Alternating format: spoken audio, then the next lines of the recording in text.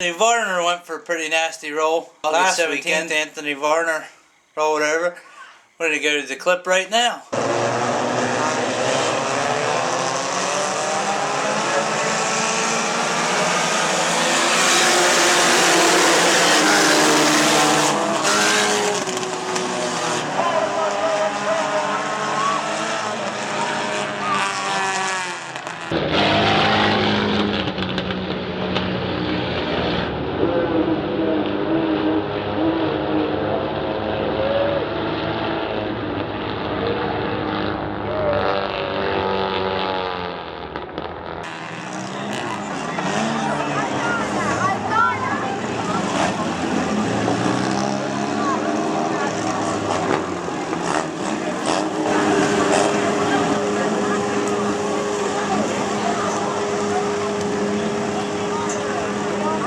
Double zero, Anthony Varner out of the wall in turn one. He is climbing out of the car, folks. That's always a good sign. He's climbing out. Well, hello. Here we are. It's Sunday. Just last night, Heston finished up their points for the year.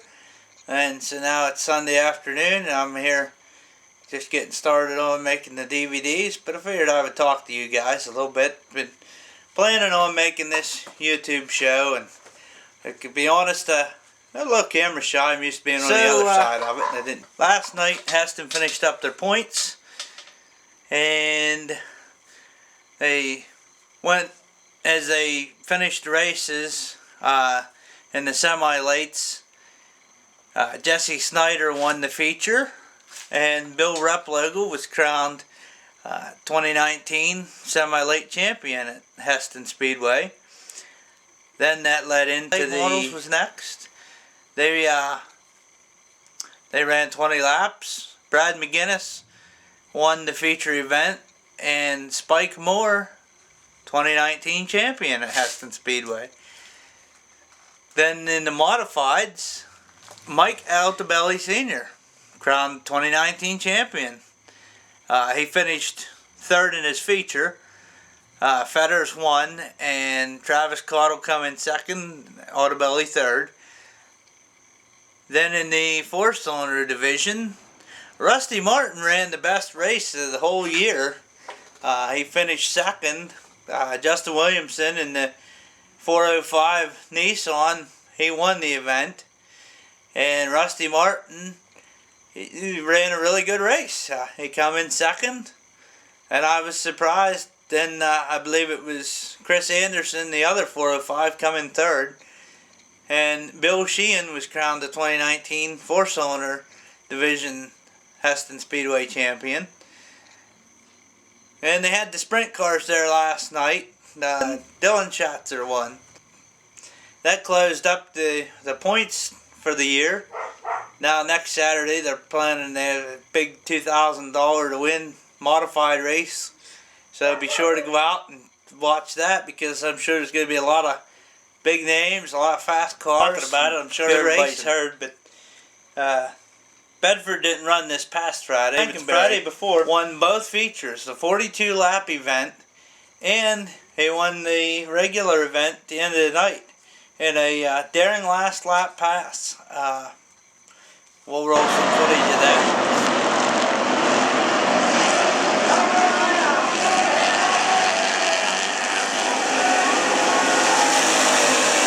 To see. And Donnie Farland got his first win of the 2019 season. Eddie Strada won in the USAC sprint cars.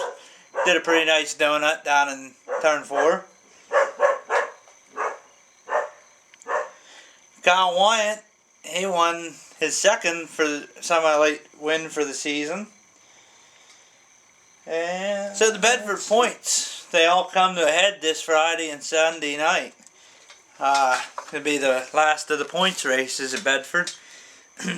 Looking at them here, looks like Jeff Ryan is leading the Superlates with 681 points over Andy Haas, who has 648, and Chuck Kleiss, 602 in third place. Then in the limited late models, we got a close race there. Taylor Farling, 485 points over George Dixon Jr., 477 points. This is probably the most interesting to watch, in my opinion. And Devin Wyant's in third with 475 points. Devin just had a win the other Saturday down at Heston, and George Dixon, he's had engine trouble leaving his car sidelined. He was in a borrowed ride last Friday night trying to keep in contention for the championship, so it's pretty interesting play out. It's going to be some good racing. It's going to come down to who wins their heat races and who gets positions and points. You know, it's going to be a tough one. And Bob J in the semi-lates with 941 points over Bill Replogle with 878.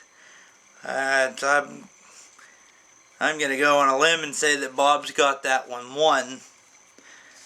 In third's Mark Patterson with 854 points, and 841 points is Chubby Childers in fourth place. And we move down into the pure stocks. Josh Frankenberry's leading with 860 points over Kyle Deneen, who has 788, and Charlie Kleiss with 768. So it looks like Josh has got a comfortable lead there, just like Bob J. But it'll be interesting, you know, Charlie and Kyle Deneen. You know, it's going to be a matter of positions to who gets second place. And then the four cylinders is looking interesting too. Ryan Peer leading with 740 points over Wayne Brenize, who has 710 points. And Josh Ringer's in third with 633. In the modifieds, Dan Kornman has 743 points over Drake Troutman with 724 points. And Justin Milburn's in third with 632 points. So that'll be interesting. Interesting racing Friday and Sunday at Bedford Speedway. Friday night being the super late models, 7,055 to win for the Labor Day special. And with Sunday night wrapping up the points, it could be a pretty interesting weekend. And I don't know what your fans have in mind, but it's for me it's going to be Bedford Friday night, Heston Saturday night, and back to Bedford Sunday night. And I'll have DVDs every night. Bedford's show from Friday night will be available Saturday at Heston. Heston's show will be available Sunday at Bedford. And Bedford's Sunday show, if you're in need of a copy, you can get a hold of me probably Tuesday and I'll have it available. So, been doing pretty good on getting the turnaround and having the DVDs ready. Got some new equipment, new laptop here that I've been using. It's working a lot better than last year. And had some software problems. We're through that. We've got another new software and things are going good there. And I got some more good stuff lined up for you, so you won't have to look at my ugly mug the whole time on the next video. I'll have Devin Wyant and Brian Wyant Jr. I plan on having them for an interview and possibly meet up with some of our track champions and have a word with them. And I spoke with Ray Smith, current promoter for Heston Speedway.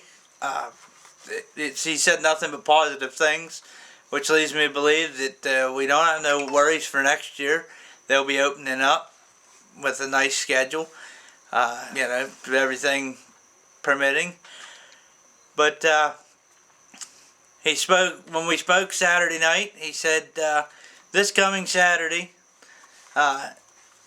we might do an interview with him, and he's got some plans for recognition of, you know, people at the track. So Saturday, their last race for the season, definitely not one to miss.